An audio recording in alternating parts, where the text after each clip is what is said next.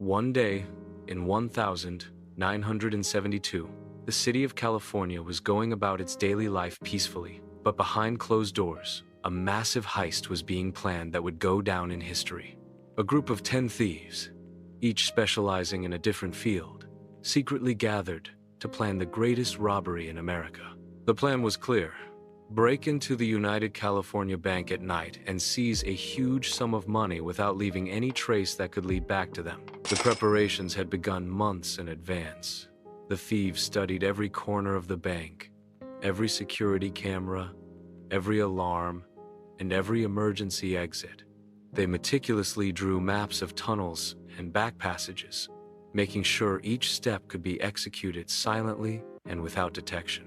Their training was almost military-like, and each knew his role in perfect detail. On the night of the heist, the thieves put on their masks and gloves and carried the necessary equipment to open doors and access secret passages. They entered the bank quietly, like shadows slipping across the floor. The alarms didn't go off, the cameras didn't catch them, and no one in the city noticed anything unusual. Inside the bank, they opened the safes and offices, gathering cash and coins until they reached the intended amount. Approximately $9 million, an enormous sum at the time, equivalent to tens of millions today. But not everything went smoothly.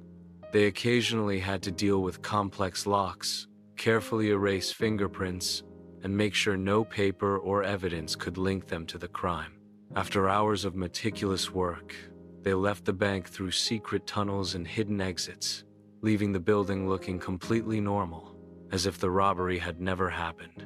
The police discovered the theft the next morning, and the shock was enormous.